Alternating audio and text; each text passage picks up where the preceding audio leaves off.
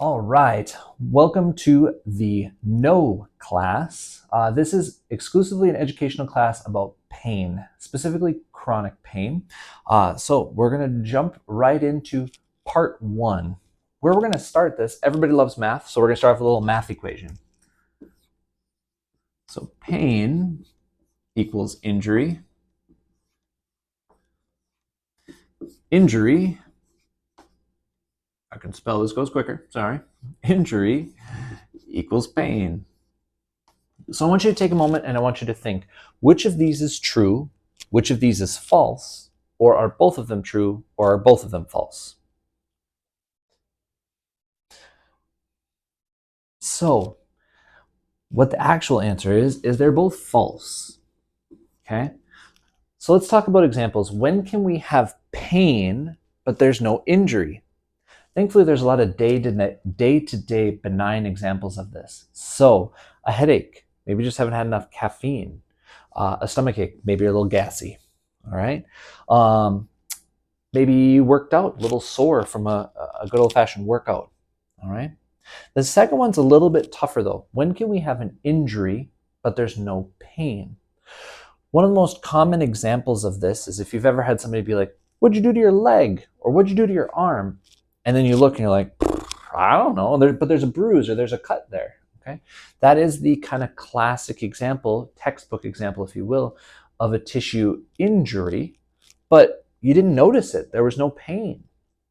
Okay, the whole point of this is we're here to talk about pain. So we're removing the conversation about what is going on with the tissues, and we're exclusively talking about pain.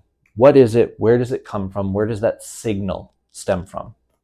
So next, what we're going to talk about is the actual definition of pain. Almost everybody is okay with the first part of the definition. So, pain is an unpleasant sensory and emotional experience.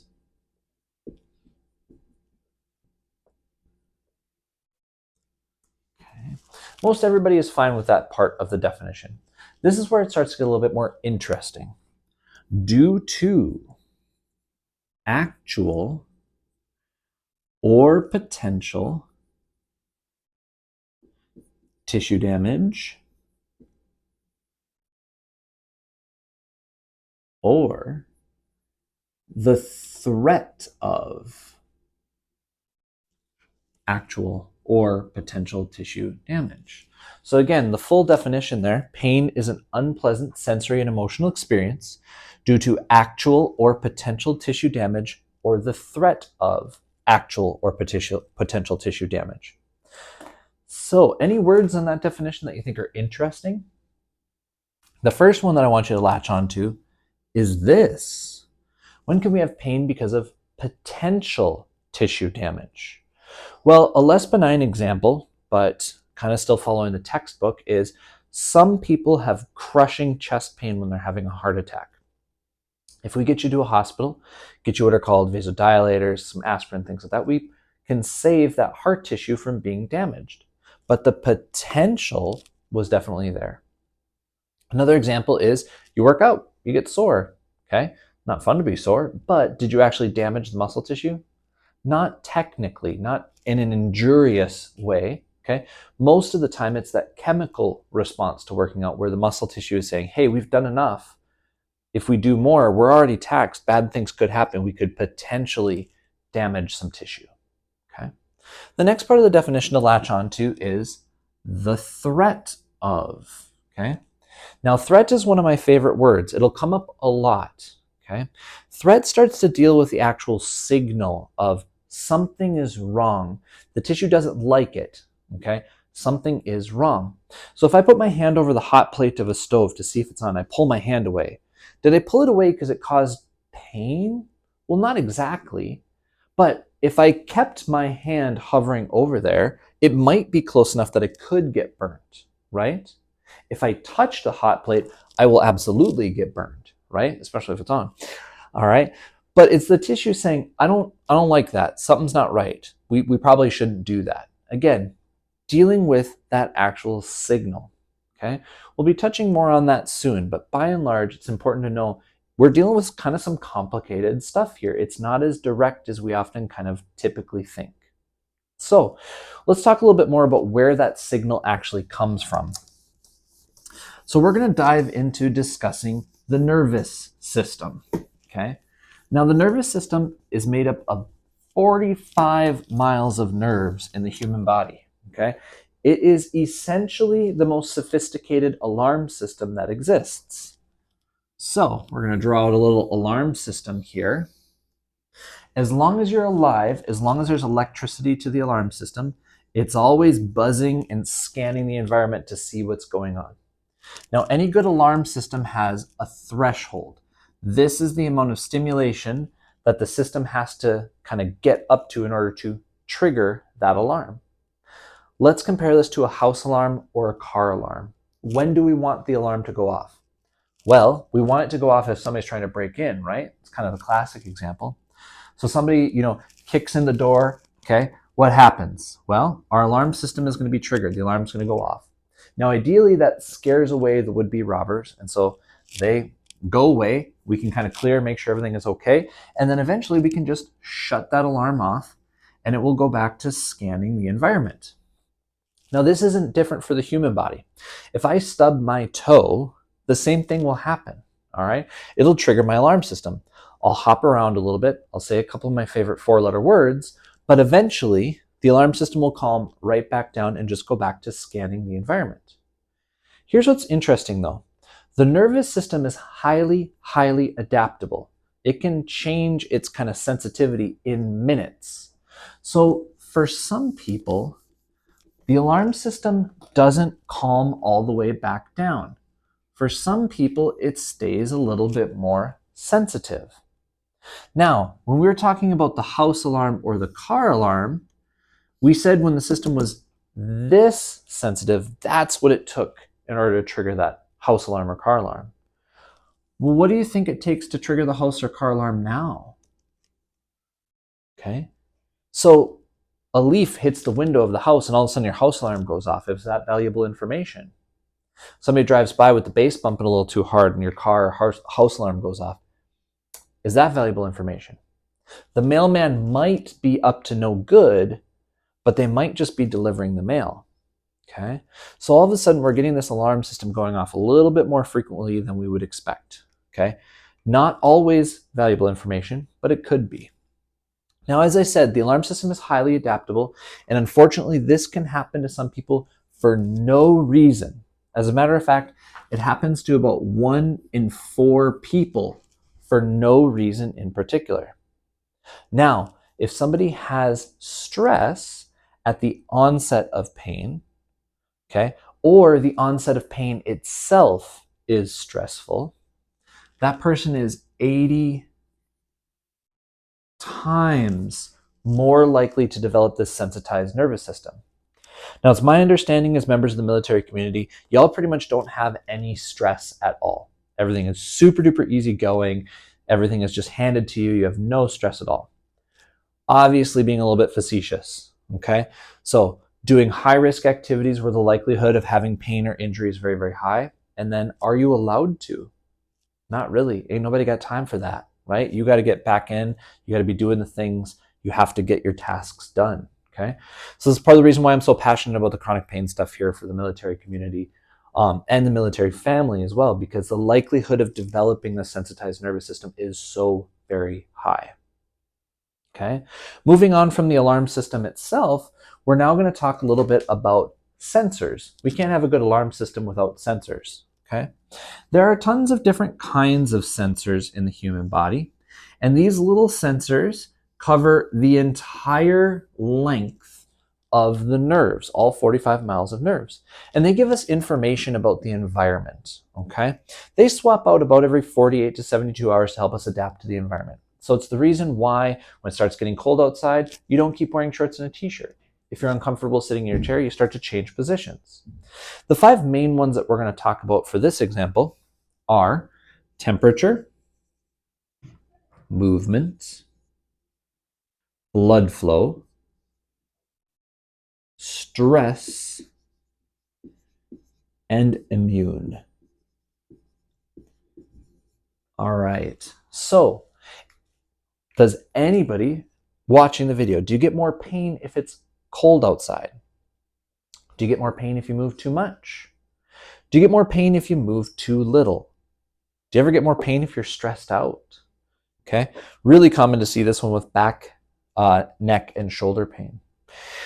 And then in order to understand this one, okay, if you've had the flu and you've had body aches, you've had that sensation of kind of just feeling achy all over, that's actually these sensors going off. Okay? It doesn't matter if you answered yes to all of these questions or none of them. It just tells us how a system is sensitizing, how much, and what sort of things might be an issue or problematic for you that we could focus on. Okay? So, again, it just gives us more information. Moving on, talking a little bit more in depth about this alarm system again, I want you to imagine for a second that we are neighbors living in an apartment complex. Now, my home alarm starts to go off. What's the first thing that you do as my neighbor? If you said, come and check on me, you're a good human. The first thing that I'm going to do is I'm going to poke through the blinds and kind of see what's going on, do the nosy neighbor thing, right? And then maybe if the coast is clear, I might poke my head out the door and kind of still investigate. And then maybe I'll kind of creep around the corner and keep looking. And if the coast seems like it's clear, then I'm going to be like, hey, are you okay? Your alarm's going off. So my alarm's going off. You finally eventually come check in on me. And I say, oh, thanks so much for checking, but it just happens sometimes. Okay. I don't even know why, but my alarm, it just goes off sometimes.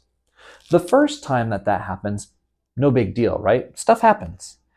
But how are you going to feel as my neighbor if that alarm keeps going off day after day, week after week, month after month, or year after year?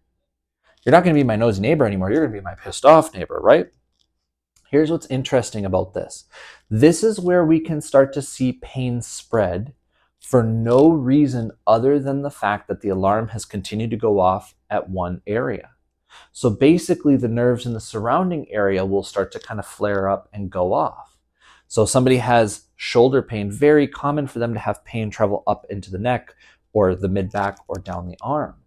Okay. Somebody has a history of back pain and it'll travel down into the hips or maybe up into the mid-back. Okay. But what about these or your knees? Are they neighbors? Neurologically speaking, it's actually not a closer relationship. It's a very, very close relationship, better way to say it, okay? Because they're innervated at the same level. So when we're talking about the nerves, what some people will call compensation. Hey, doc, I was referred to physical therapy because my right shoulder is hurting, but now because I've been compensating, my left shoulder is starting to hurt as well, okay? And this nosy neighbor phenomenon might actually be kind of a better answer to what's going on. Those nerves start to get kind of a little bit angry. They're on guard. Now, a little bit more of a military specific example. If you think about being on a deployment, okay? You're pulling guard duty at your base, at your camp. Okay, eyes on the horizon, you're posted up, you're paying attention. And all of a sudden you hear one of your comrades firing their weapon on the other side of your camp. How do you feel? Well, you're going to be on guard too, right? Something's going on. Again, we actually see the same thing from the nervous system. So sometimes you have this widespread pain for no other reason than because you have pain, all right? Now, as I mentioned, you're no longer my nosy neighbors. You're the pissed off neighbors, right? Because this alarm keeps going off. So who else might get called to the scene? It's very common. Actually, the police might get called to the scene. Okay, so they're going to have a check around my apartment. Okay, they come, they knock on the door, and I say, oh, I'm so glad you're here. I'd love if you have a look around. This alarm keeps going off. I can't figure out why. Okay, so in this analogy, in order to understand what's going on, the police are the immune system. Okay, so the immune system has a look around my apartment, okay, to see what they can find. It's been going off for years. Does the immune system find anything? Probably not. Most tissues in the body are healed after about 6 months after an injury. Okay. If you have a really, really significant injury, like a rupture of a tendon or a ligament, and maybe some surgeries as well, okay, we can maybe push that up to 9 months to a year. But by and large, most tissues of the body are healed after about 6 months. So if you're continuing to have pain years after an injury, do we think that there's anything that needs to be healed? Is there anything for the immune system to do? Probably not. So the immune system checks in with me. They don't find anything. Do you think that they're going to go door to door and check in with every single neighbor to see what's going on, see if it's maybe something else in the complex? Probably not. What they're going to do is they're going to go to old crime scenes. And in this example, this is old scar tissue. So the immune system is going to go, you haven't thought about that time that you sprained your ankle. Maybe this is what's going on. You haven't thought about that time that you tweaked your knee. You haven't thought about that time that you messed up your shoulder playing football. And they'll just kind of poke at that scar tissue. This is the same thing that happens where our grandparents can be really good at predicting the weather. There's a storm coming. I feel it in my knees. It's a superpower that you can look forward to inheriting someday as well. Our immune system will kick up a little bit when the weather changes. If you have a little bit more scar tissue for that immune system to kind of poke at, you're going to feel it potentially. We'll actually talk more about the immune system and some of the chemical signals that are going on during part 2.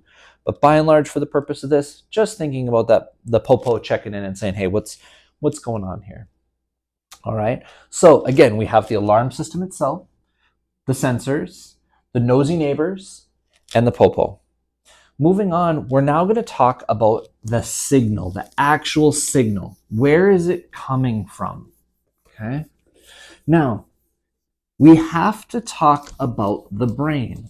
And what I need you to know, what I need you to understand, okay, is that the brain is nothing more than an organ whose job it is to process information.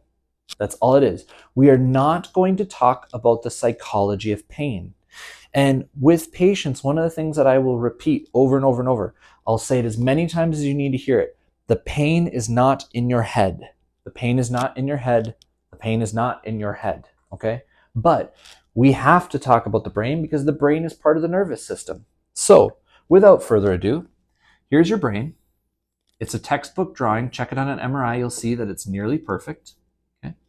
And then we have you. I'm going to make you happy whether you want to be or not. Okay? So, true or false?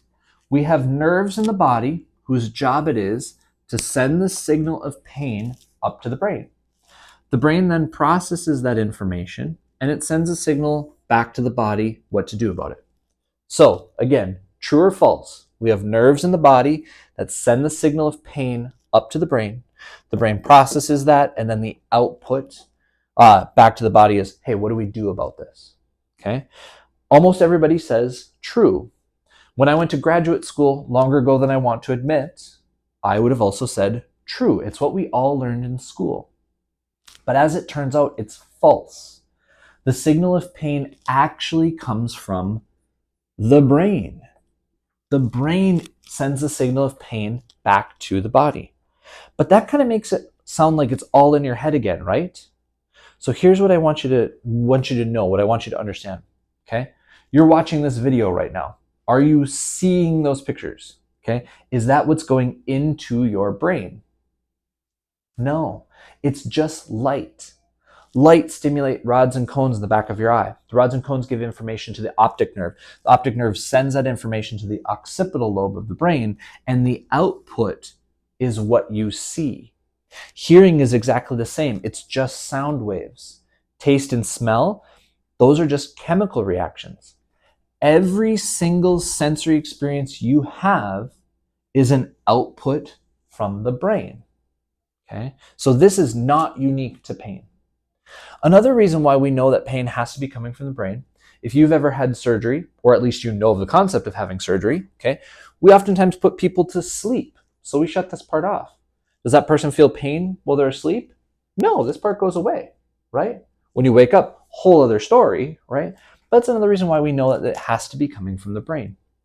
Now, what's interesting about the old model, that the signal came from the body, even when I was in graduate school, again, longer ago than I want to admit, okay, even when I was in graduate school, that model was more than 40 years old. So talking about something that's more than a half a century old by medical standards is ancient, okay? So if the signal of pain isn't coming from the body, what signal is coming from the body? I'll give you a hint. It's my favorite word. So if you guessed threat, you are correct. Threat or danger.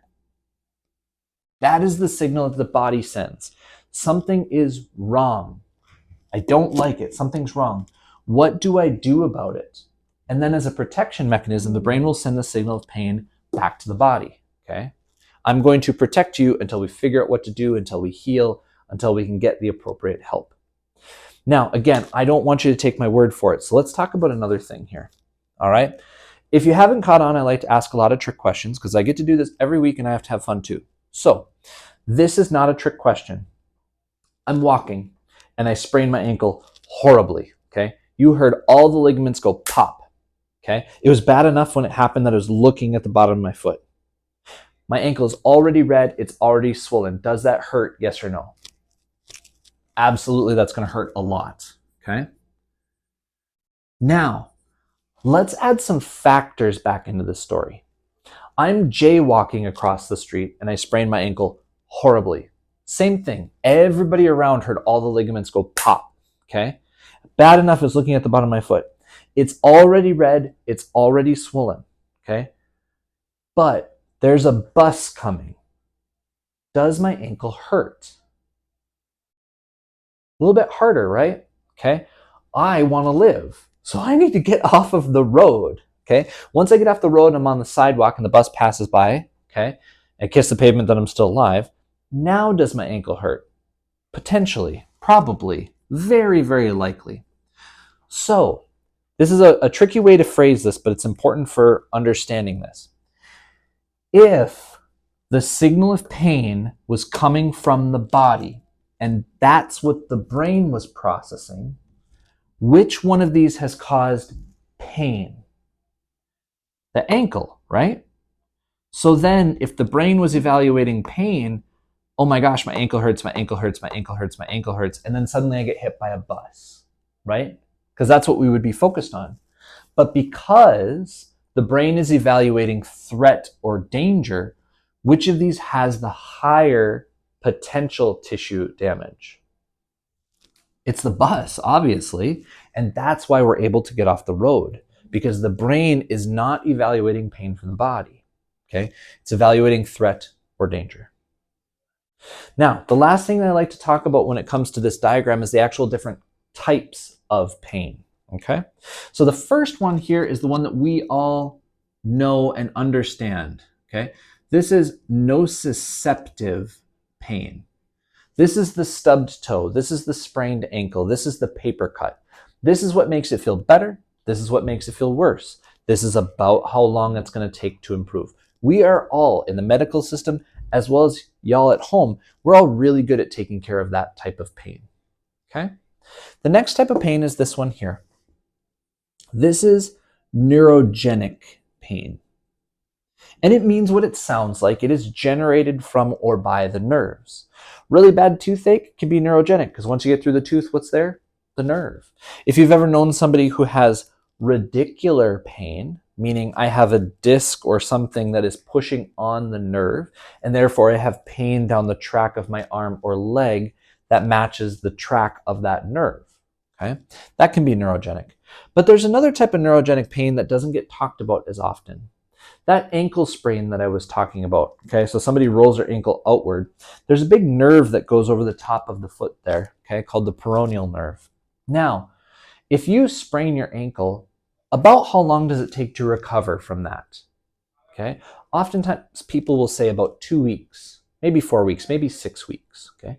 If you sprain your ankle really, really badly, ooh, wow, that might take a few months, okay?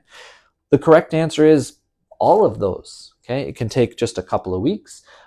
It can take 6 to 9 months for really bad ankle sprains. But if somebody comes to the clinic and they say, my ankle still hurts, I sprained my ankle a year and a half ago, do I think it's the ligaments? So I already told you down the entire length of the nerve, okay, we have all those little sensors. But over the top of those sensors are some other cells that can actually get injured. Okay, this is this nerve injury that I'm kind of alluding to.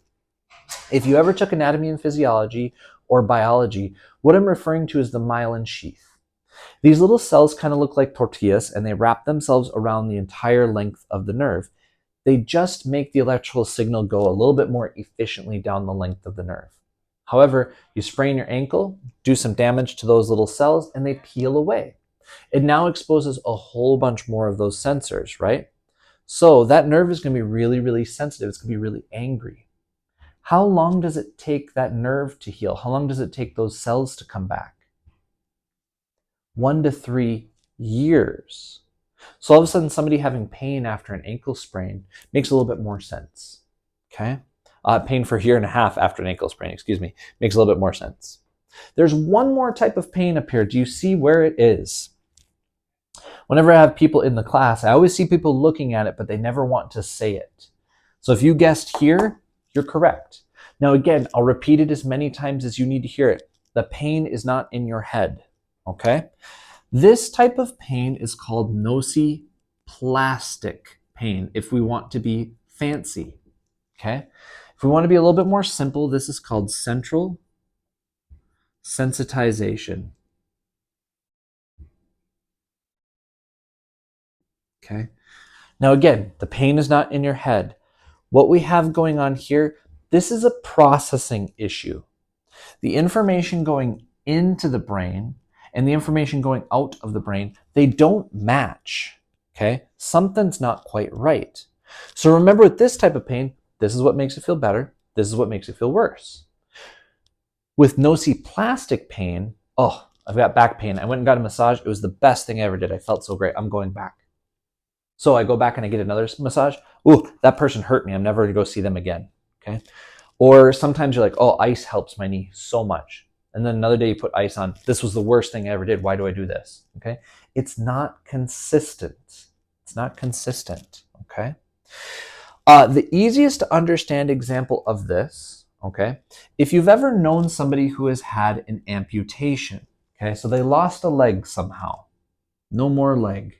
But unfortunately, if you've heard of the concept of phantom limb pain, they might still complain of pain, say in the foot. My foot really hurts, even though it's not there.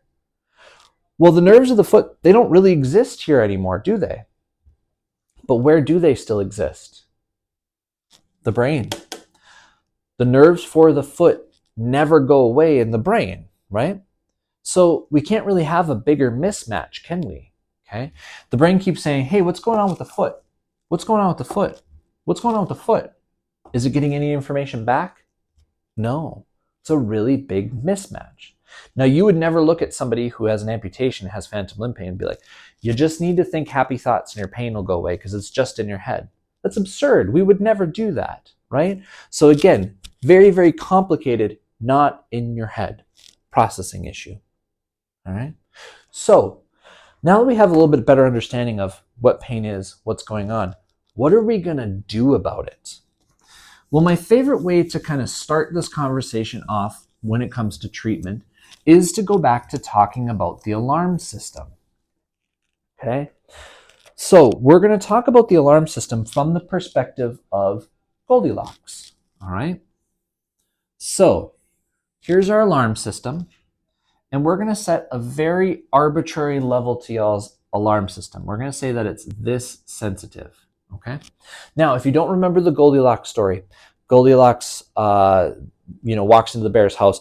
This porridge is too hot. This porridge is too cold. This porridge is just right. This chair is too big. This chair is too soft. This chair is just right, so on and so forth.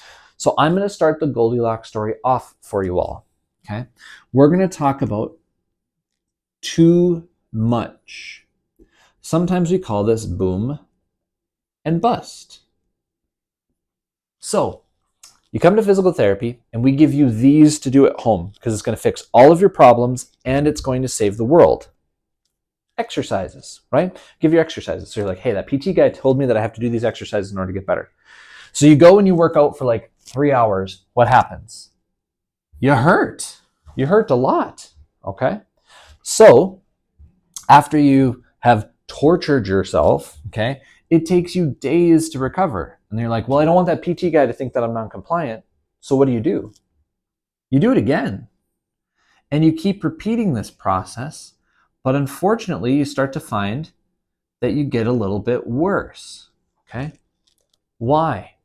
Well, it's because you're doing too much. It's relatively straightforward, right? So the body says, hey, you can't do that. It's too much. No, really, you can't do that. It's too much. Hey, if you won't listen to me, maybe if I make it so you can do even less, you'll hear me. If you still won't listen to me, maybe if I make it so you can do even less, you'll finally listen to me, and so on. All right? Very classically weekend warrior syndrome. Okay, so somebody's got some pain, they're having a hard time making it through the week, and then you get to the weekend, and what do they want to do? All the fun stuff and all the chores, right? But then we're sore through the week again. And then eventually what happens is they have to start giving up the fun stuff, right? So they're still getting the chores done, but they're still in too much pain even by the weekend that they can't do the fun stuff anymore. And then it's still taking them the entire week to recover. And eventually, 30 or so years later, that's when we see them because now they're having a hard time getting the chores done. Thankfully, we can still help them. It's just a lot more work. So that's why you want to take care of this stuff a little bit sooner than that. Also, fun fact, this is the way that a lot of people will diet. Okay, I don't know if you'll believe this at home or not, but I have lost 600 pounds. Yeah, the same 20 pounds I've gained and lost and gained and lost and gained. Anyway, so again, too much, boom and bust. I don't think that this really gets said in the military anymore, but in case it does, this is the same thing.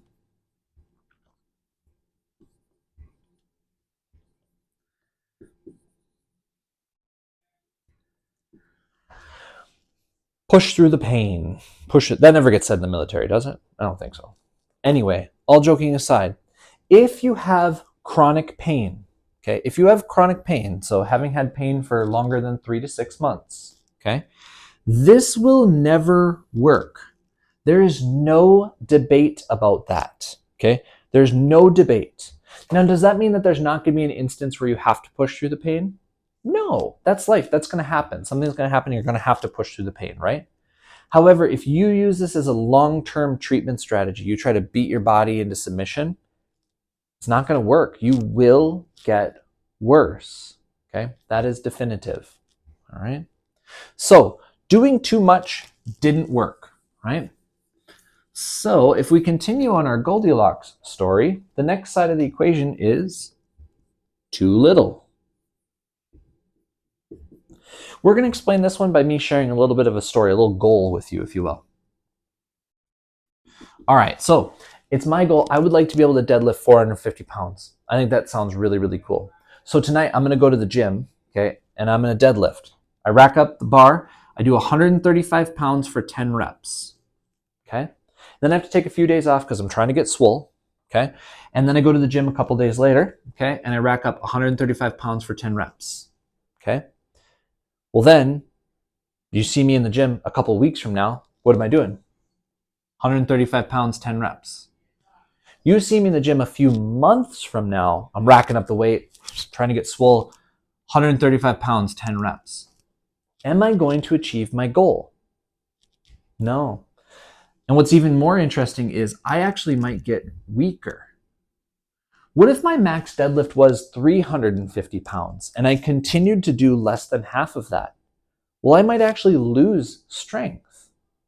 So what I'm saying here is it's very often a common theme. Somebody has an injury and they think, I shouldn't do anything. Okay, I need to rest. I need to wait for this to be recovered. But does resting work? Unfortunately, no. Because just like in the lifting example, you might lose strength. You might lose range of motion. You might lose endurance. Okay, you might lose just some of the coordination of the tasks that you want or need to be able to do. So resting or doing too little, it doesn't work. Let me tell you a story that I wish wasn't as common as it is. Somebody injures themselves, okay? So they go to the doctor, okay, and say, hey, I hurt my back. Okay, you hurt your back, got it. Well, I'm gonna put you on quarters for a few days. That'll do the trick. You just strained it, okay? So they're on quarters or a profile for 3 days, okay? Did they get better? No, so they go back. Oh, you're still having pain. Okay, well, I'm gonna put you on profile for 30 days and here's some ibuprofen. That should do the trick, right? Did it work? Mm-mm. So they go back to the doctor again. Well, here's another 30-day profile, okay? Here's more ibuprofen, and don't forget to change your socks. Did that work?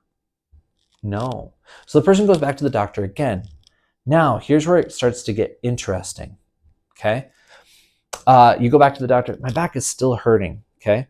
All right, well, profiling, ibuprofen, it didn't work. So what do they start to tell you not to do because you have back pain? Okay. Well, don't lift anything, right? Why? Well, because if you lift something, your spine will explode and you'll die, right? Okay. If you drop something, wherever it lands, there shall it be buried. Because if you bend over to pick it up, your spine will explode and you'll die. Okay. You can't tie your shoes anymore. You have to get slip-on shoes or Velcro shoes. Why? Bend over, explosion, die. Okay. You have knee pain. What do they tell you not to do? Don't run. Why? Same thing. Explosion, die. Okay. Now, obviously, I'm being a little dramatic, a little facetious here. Okay. But what's the point? If I give you a list of all the things that you can't do because you have pain, I'm actually increasing something. It's my favorite word again. Threat. I'm increasing the threat level. Okay? If I tell you you can't lift anything because you're going to make your back worse, okay? If I tell you that you can't do this exercise or that movement because you're going to get worse, what happens when you have to? What happens when you have to carry in the groceries? What happens when you have to move from one duty station to another? Okay, one apartment to another. Okay, what happens if you have to run or do these things that you were told that you can't do because it's going to make you worse? What are you thinking before you even do that activity? Oh no, this is going to hurt. I have the potential of making myself worse. We're ratcheting up that threat level. But remember, threat is the signal that the body sends to the brain. The brain processes that information and the output is pain. So by me telling you all the things that you can't do, I'm actually making your pain worse. Kind of an interesting comment. Now, there was a study done where they put people on bed rest, okay, for I can't remember how long that was supposed to go on, but they ended the study after like 12 days because not only was everybody's pain getting worse, okay, they were trying to get rid of back pain with bed rest. Not only did everybody's pain get worse, but their cardiovascular system was declining so rapidly that they're like, we can't do this. It's not good for people. So the moral of the story, just like doing too much, doing too little will never work. It will never work as a long-term solution for chronic pain. Okay? So if doing too much didn't work and doing too little didn't work, where are we left on our Goldilocks story? Just right. Now, something that you'll hear me say ad nauseum, okay? Sore but safe. Sore but safe, okay? So this sounds great, but what does it look like, okay? Well, let's go back to this alarm system. I like to tell people you're allowed to flirt with pain, but don't date it. It's not relationship material. There's too many red flags. So touch it, tease it, nudge it, let it calm down. Touch it, tease it, nudge it, let it calm down. Touch it, tease it, nudge it. And over time, what we see is that alarm system will start to calm down. It will start to recalibrate. Okay? Now this sounds great in theory, but what does it actually look like? How do we know if we're doing this correctly? Okay? So the way that we're going to kind of illustrate this story, the way that I'm going to help you understand is we're actually going to go back to the goal that I had talked about before. Okay. So the goal, if you remember, was 450 pounds for deadlift. I don't want to be able to just do it once. I think that's kind of lame. Okay. I actually want to be able to do it 3 times. So 3 reps. All right. Now, what have I been doing in the gym? I've been doing it for months, crushing it. Okay. 135 pounds for 10 reps. Okay. Just sprinkling in another fun fact of the day. Okay. Does anybody know why pounds is abbreviated LBS? Do you know what the astrological sign Libra is? It's the scales. LBS is short for Libras. So just in case you end up on Jeopardy someday, a little fun fact of the day. All right. Now, in a moment here, you guys are going to help me. You're going to kind of be my trainers. Okay. And we're going to think about how am I going to progress towards my goal? But we're missing something. The whole thing that we're talking about is pain. Now, when people are in the class live, this is the point where usually I say, hey, did anybody notice that when you came in, I did not ask what your pain level is? People are like, yeah, you didn't do that. Do you know why I didn't ask what your pain level is? And then I tell them, it's because I don't care. But I promise I'm joking. I actually do care. I care a lot. But there's a big problem with the pain scale, okay? Now, when I present that and I say, well, what do you think the problem with the pain scale is? People are like, well, it's because my 4 out of 10 isn't the same as somebody else's 4 out of 10. That is very, very true. But that's not why I dislike the pain scale so much. I want you to think about for a second. Can you put a number and something measurable together when it comes to the pain scale? So what we say is, can you objectify those numbers? So if I asked you to tell me in a way that I can measure it, what is the difference between a 4 out of 10 and a 5 out of 10 for you? We can't. It doesn't really exist. So again, I care very deeply what your pain level is as it relates to you. But even as an individual, what's the difference between a 4 out of 5? What's the difference between a 6 out of 7? Or 7, excuse me. Most of us are really good at saying what the difference is between a 1 and a 9, okay?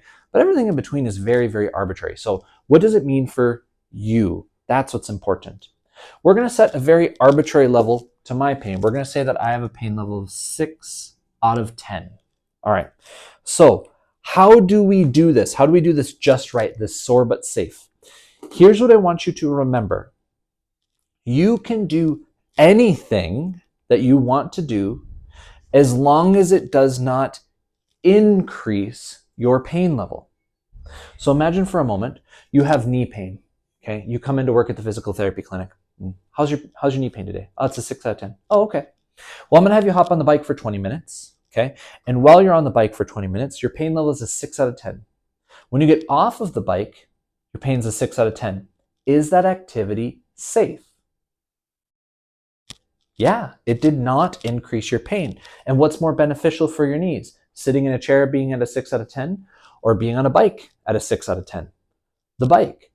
Now, would I actually put you on the bike for 20 minutes at the physical therapy clinic? Absolutely not, because I would get bored. So you do the bike at the gym, okay? Joking aside, excuse me. Imagine you come in for treatment, you've got back pain. Oh man, my back is really killing me today. My pain level is an 8 out of 10. Oh, I'm really sorry to hear that. We're going to do the deadlift today. And while you're doing the deadlift, your pain level is an 8 out of 10. And when you finish doing the deadlift, your pain level is an 8 out of 10. Is the deadlift safe? Yes, it is. Would I actually do that to you as a physical therapist? Absolutely not. But the point is, there's nothing inherently wrong with the deadlift, okay? And if you can do that without increasing your pain, you're perfectly fine. You're perfectly safe. So instead of thinking about these are the activities that I can't do, well, you get to tell me, we put you back in the driver's seat a little bit more. What can you do without increasing your pain? So this is the part where y'all would start to help me. You're going to be my trainers. I say, okay, I'm coming to you guys. You're going to be my trainers. Okay. I just can't figure out why I'm not getting better. Okay. I've been working on this for 3-4 months and I'm just not improving. Okay. So I come in, you're going to be my trainer for week number 1. How much do you think we should increase the weight or the repetitions? Okay. Very common answer. Somebody say, okay, well, we're going to go up to 145 pounds, but we're going to keep it at 10 reps. Okay. I say, oh, I feel great. That didn't increase my pain at all. Okay. So I work on that for a week. I come back the next week. Okay. What are we going to increase the weight to? We're going to stay on that trend. We're going to do 155 pounds for 10 reps. Okay. Oh, I feel great. That didn't increase my pain at all. Okay. So I work on that for a week. I come back the next week. Okay. Same thing. We're going to increase it 10 pounds. So 165 pounds for 10 reps. Bad news. That increased my pain. Does that mean that these trainers did something wrong? No. Does it mean I hurt myself? I'm never going to get better. I'm going to never achieve my goals. No. Okay. No. It is just data. Okay. It's just data. So I guarantee there's going to be a different week that I come in to work out and I'm like, I'm feeling really froggy. I really want to try and hit it hard today. And I bust out 225, even after having a week like this, 225 for 8 reps, no problem, no pain, no issues. And then another week I'm going to come in and be like, I'm just really sore today. And it's all I can do to bust out 150 for 8 reps to not increase my pain. Did you notice whenever I drew the alarm system, I never drew a straight line.